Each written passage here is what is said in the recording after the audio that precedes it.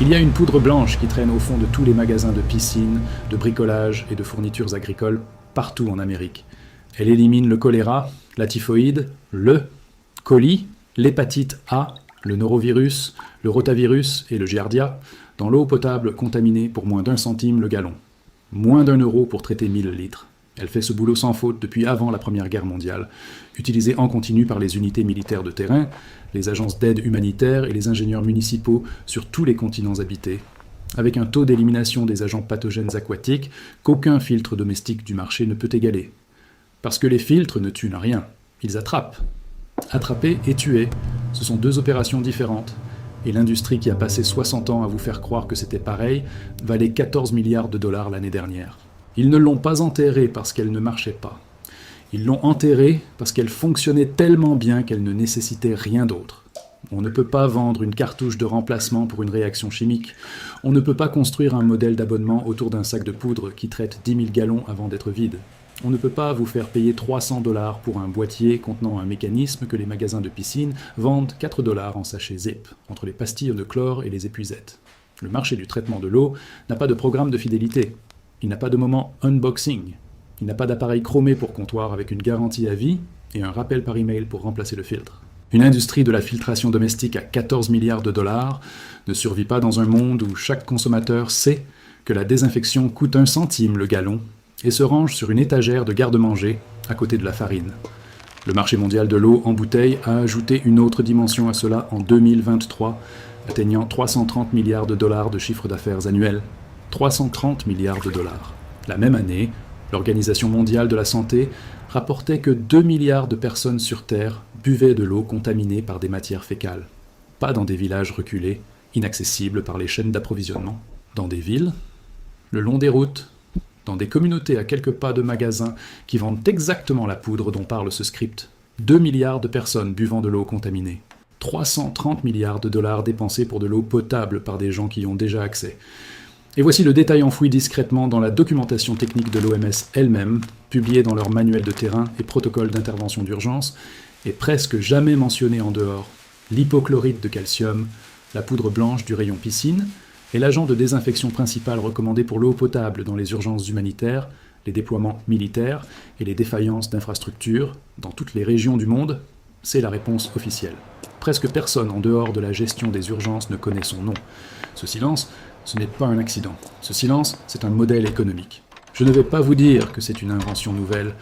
En 1854, un médecin nommé John Snow a cartographié les décès d'une épidémie de choléra dans le quartier de Soho, à Londres, et a retracé chaque cas jusqu'à une seule pompe à eau sur Broad Street. Il ne savait pas ce qu'il y avait dans l'eau. Il savait d'où venait l'eau. Il a fait enlever la poignée de la pompe. L'épidémie s'est arrêtée. Snow n'avait pas encore la chimie.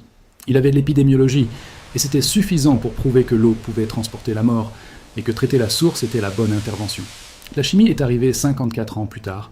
En 1908, un médecin nommé John Leal et un ingénieur nommé George Warren Fuller ont discrètement ajouté de l'hypochlorite de calcium au réservoir alimentant Jersey City, New Jersey, la première chloration municipale continue de l'eau dans l'histoire américaine. Les taux de mortalité dus à la fièvre typhoïde à Jersey City ont chuté de plus de 90% en 2 ans. Pas 5 ans, pas une génération, 2 ans. Leal a été poursuivi pour avoir contaminé l'approvisionnement en eau publique sans autorisation. Il a gagné. La science a gagné. Moins de 20 ans plus tard, la chloration était une pratique municipale standard à travers les États-Unis, et le CDC a plus tard désigné la fluoration et la chloration de l'eau potable comme l'une des 10 plus grandes avancées de santé publique du XXe siècle. Cette poudre a fait ça. Et puis l'industrie qui s'est développée en vendant des alternatives premium a discrètement éloigné la conversation de celle-ci. Vous avez vu ça toute votre vie sans jamais faire le lien. Vous avez versé de l'eau de Javel dans une cuvette de toilette et l'avez vu éliminer la contamination biologique visible en 30 secondes. C'est de la chimie au chlore. Le même mécanisme, à une concentration plus élevée, faisant le même travail. Vous avez ouvert une piscine publique un matin d'été où 30 enfants avaient nagé l'après-midi précédent. Et l'eau était claire, inodore, propre, biologiquement sûre, parce que l'hypochlorite de calcium avait maintenu la charge pathogène à 0 pendant la nuit, sans filtre, sans lampe UV, sans rien d'autre qu'une bonne concentration du bon composé. Vous avez vu un service des eaux municipales ajouter du chlore à un réservoir et livrer à 200 000 foyers une eau légalement et médicalement potable directement du robinet. Le service des eaux ne filtre pas au niveau de chaque maison. Il désinfecte à la source, la même chimie, la même poudre. Le mécanisme qui maintient l'eau d'une ville sûre est le même mécanisme qui se glisse dans votre garde-manger dans un sac qui coûte 4 $. Ce que la plupart des gens ratent quand ils entendent ça pour la première fois, c'est l'écart de concentration. L'eau de piscine a du chlore libre entre 1 et 3 parties par million. L'eau potable désinfectée pour la consommation a du chlore libre entre 0,2 et 0,5 parties par million. La différence entre une piscine dans laquelle on peut nager et un verre d'eau que l'on peut boire se mesure en fractions de gouttes. La chimie est identique. Le dosage fait toute la différence. Voilà ce dont vous avez besoin. Je veux être honnête avec vous à propos de chaque chiffre. Des granulés ou de la poudre d'hypochlorite de calcium, titrant entre 68 et 78% de chlore disponible, c'est le produit qu'il vous faut, spécifiquement. On le trouve sous l'appellation Chlore Choc, chlore granulé pour piscine, ou parfois une marque connue, dans tous les magasins de bricolage, les boutiques spécialisées piscine, les grandes surfaces, et même dans certains magasins discount qui proposent du matériel d'extérieur en saison. Un sac d'environ 450 grammes coûte en moyenne entre 3,50 € et 5 € en magasin, et il contient juste assez de produits actifs pour préparer une solution concentrée capable de traiter à peu près 40 millilitres d'eau, 37 millilitres donc, avant d'être épuisé. Surtout, n'achetez pas de chlore stabilisé, rien qui affiche de l'acide cyanurique sur l'étiquette, ou qui soit marqué dichlore ou trichlore. Les stabilisants ajoutent une substance dont on n'a vraiment pas besoin dans l'eau qu'on va boire. Le produit qu'il vous faut, c'est de l'hypochlorite de calcium, 68% ou plus, non stabilisé. L'emballage indiquera souvent Chlore Choc ou Super Choc. L'étiquette sera blanche ou jaune, et ça coûtera moins de 5 €. Un petit bocal en verre propre avec un couvercle hermétique pour préparer votre solution concentrée. Un pot de confiture, un bocal à cornichons, peu importe tant que c'est du verre avec un couvercle. Une cuillère à mesurer propre. Capacité 5 ml. Une pipette propre ou une seringue graduée en millilitres. Vous en trouverez en pharmacie, rayon bébé, pour moins de 2 €. Ou alors une simple pipette à styligoutte. Des récipients propres pour l'eau que vous allez traiter. Tout ce qui peut contenir du liquide et qui a un couvercle. Et voilà, c'est tout. Maintenant, voici l'erreur la plus fréquente. Beaucoup traitent l'hypochlorite de calcium comme de l'eau de Javel. Ils versent directement du sac dans l'eau, font ça à l'œil, et soit ils sous-dosent, laissant des germes vivants dans l'eau, soit ils surdosent, rendant l'eau tellement chlorée qu'elle en devient imbuvable. Le résultat est le même, une eau que vous ne faites pas confiance ou que vous ne supportez pas. Et la cause est unique, ils ont sauté l'étape de la solution concentrée. Tous les manuels militaires, tous les protocoles d'urgence de l'OMS, toutes les guides de traitement de l'eau de la Croix-Rouge, depuis 100 ans, résolvent ce problème de la même manière, avec une dilution en 2 étapes qui élimine le hasard dans le dosage et rend le processus reproductible par n'importe qui, à chaque fois, quelle que soit l'échelle. Quand c'est bien fait, l'eau traitée est limpide, biologiquement sûre, et dégage une légère odeur de chlore qui disparaît en 30 minutes à l'air libre. Cette légère odeur, ce n'est pas une contamination. C'est la preuve que la chimie agit encore. L'eau du robinet sent un peu comme ça, et elle est sûre. Si l'odeur a totalement disparu après traitement, le dosage était insuffisant. Si l'odeur persiste après 30 minutes à l'air libre, le dosage était trop fort. La légère odeur dans un récipient fermé juste après le traitement, qui s'évanouit après 30 minutes à l'air libre, c'est ça le bon indicateur. On commence par préparer la solution concentrée. Cette étape prend environ 90 secondes et il ne faut la faire qu'une fois par lot de granulés. Mettez des gants si vos mains sont sensibles au chlore. Ce n'est pas une option pour les peaux sensibles, et c'est une bonne habitude pour tout le monde. Mesurez 5 ml de granulés d'hypochlorite de calcium et dissolvez-les dans 2 litres d'eau propre dans votre bocal en verre. Remuez pendant 30 secondes jusqu'à dissolution complète. L'eau va devenir très légèrement trouble, puis claire. Cette solution concentrée titre maintenant environ 500 parties par million de chlore libre. Étiquetez le bocal. Stockez-le à l'abri de la lumière directe du soleil dans un endroit frais. Ne le fermez pas hermétiquement pour un stockage prolongé. Le chlore qui se dégage sous forme de gaz pourrait créer une pression. Un couvercle légèrement desserré ou avec un petit espace, c'est parfait. Cette solution concentrée conserve son efficacité pendant 3 à 5 jours. C'est cette solution concentrée que vous utiliserez pour tous vos traitements.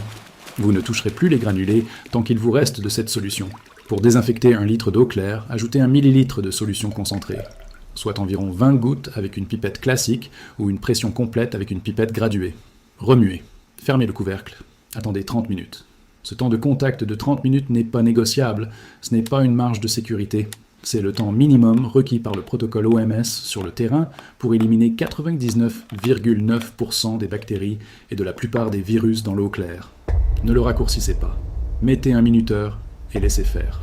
Si l'eau brute est visiblement trouble, c'est-à-dire opaque, sale, brune, avec des particules en suspension visible, doublez la dose à 2 ml par litre et doublez le temps de contact à 60 minutes.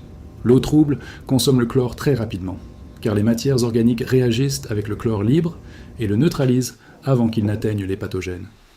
Si vous avez un moyen de filtration mécanique, même rudimentaire, un filtre de gourde, un tissu, une simple chaussette propre, préfiltrez l'eau pour en retirer le maximum de turbidité avant le traitement. Chaque particule de turbidité que vous éliminez avant le dosage permet à chaque goutte de solution concentrée d'agir plus efficacement et augmente la fiabilité de la désinfection. Après le temps de contact, retirez le couvercle du récipient traité et laissez-le ouvert pendant 30 minutes. Une légère agitation à mi-parcours accélère le processus. Le chlore libre se dissipe dans l'air sous forme de gaz. L'eau devient alors biologiquement inerte et chimiquement neutre. Goûtez-la. Elle doit être propre, neutre, sans odeur. Si vous détectez une légère note chimique persistante, laissez reposer encore 15 minutes à l'air libre. Si vous voulez accélérer le processus un jour où le temps presse, transvasez l'eau traitée d'un récipient à l'autre, en la laissant tomber d'une hauteur d'environ 30 cm, 4 ou 5 fois. Cette aération élimine le chlore résiduel de la solution en moins de 5 minutes. Si vous voulez un chiffre, faites le test avec une bandelette pour piscine. Ça coûte 3 € la centaine de bandelettes, dans n'importe quel magasin de matériel pour piscine. Après l'aération, le taux de chlore libre doit être proche de 0. C'est ça, votre objectif. Les pathogènes ont disparu, le chlore a disparu. Ce qui reste, c'est de l'eau. Pour le stockage à long terme, les contenants hermétiques destinés à la préparation aux situations d'urgence, laissez une petite quantité d'eau traitée, non aérée, dans le récipient avant de le fermer. Ce léger résidu de chlore libre, autour de 0,2 parties par million, empêche la recolonisation bactérienne pendant le stockage, et ce, jusqu'à 6 mois. C'est ce que font les services d'eau municipaux. Ils ajustent le chlore dans votre eau du robinet à un niveau résiduel qui se maintient dans les canalisations jusqu'à votre verre. La chimie qui assure la sécurité de l'eau d'une ville pendant son acheminement vers 200 000 foyers est la même qui protège votre réserve hermétique au sous-sol. Maintenant, mettons ça à l'échelle. Une personne a besoin de 3 litres d'eau par jour pour boire et cuisiner. À raison d'1 millilitre de solution mer par litre d'eau claire, cela fait 3 millilitres de solution mer par jour et par personne. Votre bocal de 2 litres de solution mer contient 2000 millilitres. Un bocal de solution mer permet de traiter l'approvisionnement en eau d'une personne pendant 666 jours, presque 2 ans. Ce bocal a été fabriqué à partir d'un quart de cuillère à café de granulés. Votre sac de 4 € de chlore pour piscine contient environ 450 cuillères à café. Divisé en portions d'un quart de cuillère à café, cela donne 1800 préparations de solution mer. 1800 bocaux, chacun traitant l'eau d'une personne pendant près de 2 ans. Les chiffres veulent que vous vous posiez un instant. Un sac de 4 € d'hypochlorite de calcium traite l'eau potable d'une personne pendant plus de 3000 ans. Ce n'est pas une faute de frappe. Les granulés sont un composé actif concentré qui régénère la solution mer plus rapidement qu'un individu ne peut la consommer. À l'échelle d'une famille, les chiffres diminuent, mais restent stupéfiants. Une famille de 4 personnes a besoin de 12 litres par jour. À 3 millilitres de solution mer par jour, la famille utilise environ un bocal de solution mer tous les 6 mois et demi. Le sac de 4 € permet de faire 1800 bocaux. Les calculs sont presque choquants, compte tenu de ce que vous avez payé jusqu'à présent. Élargissons encore. Un quartier de 40 foyers, 160 personnes, 480 litres d'eau par jour. À 1 millilitre par litre, cela fait 480 millilitres de solution mer par jour, soit environ un bocal entier tous les 4 jours. Le sac de 4 € permet de faire 1800 bocaux. À raison de 4 jours par bocal, l'approvisionnement en désinfectant pour l'eau du quartier dure plus de 19 ans avec un seul achat. 40 foyers, 19 ans, 4 €, pas de facture, pas d'infrastructure, pas besoin de demander la permission à qui que ce soit. Cette méthode n'est pas une solution complète de traitement de l'eau dans toutes les conditions. L'hypochlorite de calcium est très efficace contre les bactéries E. coli, Salmonella, Vibrio cholerae, Shigella, Legionella, et contre la plupart des virus, y compris l'hépatite A, le norovirus, le rotavirus et le poliovirus, aux doses étant de contact standard. Il est suffisamment performant contre les kystes de Giardia avec une dose doublée et un temps de contact prolongé, recommandé pour l'eau trouble. Il ne désinfecte pas de manière fiable les zoocystes de Cryptosporidium parvum, quelle que soit la concentration pratique. Cryptosporidium est exceptionnellement résistant au chlore et les doses nécessaires pour le tuer rendent l'eau imbuvable. Dans les régions où une contamination par Cryptosporidium est documentée, particulièrement les zones avec un fort ruissellement de bétail ou agricole dans les sources d'eau de surface, faites bouillir l'eau d'abord, ou combinez cette méthode avec une filtration mécanique à l'aide du filtre à charbon actif en bouteille, décrit séparément. La combinaison traite tout ce que le chlore seul ne peut pas. De plus, cette méthode ne retire pas la contamination chimique dissoute, les métaux lourds, les nitrates ou les polluants agricoles. C'est un outil de désinfection, pas de purification. Il élimine le vivant. Il n'extrait pas la chimie. Comprenez la différence. Sachez où s'arrête l'outil et où commence le suivant. Une méthode honnête sur ses limites gagne la confiance pour tout ce qu'elle prétend accomplir dans ce cadre. Les réservoirs de Jersey City, New Jersey, sont toujours chlorés. La pompe de Broad Street, désactivée par John Snow en 1854, porte aujourd'hui une plaque commémorative sur Broadwick Street, à Soho, à Londres, car la ville qui l'a construite a fini par comprendre ce qu'il y avait prouvé. Les unités militaires de campagne, qui transportaient de l'hypochlorite de calcium pendant la Première Guerre mondiale, qui fournissaient de l'eau potable aux hôpitaux de campagne alors que le choléra ravageait les populations environnantes ayant un accès ouvert aux mêmes rivières, avaient compris quelque chose que les hommes mourants ignoraient totalement. Les secouristes de la Croix-Rouge, qui ont survolé Haïti après le tremblement de terre de 2010 avec des sacs de chlore pour piscine, et qui ont traité l'approvisionnement en eau de camps de déplacés abritant des centaines de milliers de personnes l'avaient compris. Les agents de terrain de l'OMS, au Soudan du Sud, au Sahel, dans les plaines inondables du Bangladesh, qui déploient encore cette méthode comme leur première et plus fiable intervention, le comprennent aujourd'hui. La pompe a fait ça. Le réservoir a fait ça. Le sac de l'unité de campagne a fait ça. Le vôtre le fera aussi. La chimie a toujours été là, dans un grain blanc, dans un ratio de concentration mesuré en fractions de millilitres, dans la fenêtre de 30 minutes où une simple réaction rend l'eau potable et coûte moins cher au litre que le papier sur lequel ce script a été écrit. J'ignore ce qui vous a amené ici, peu importe. Ça marche dans tous les cas.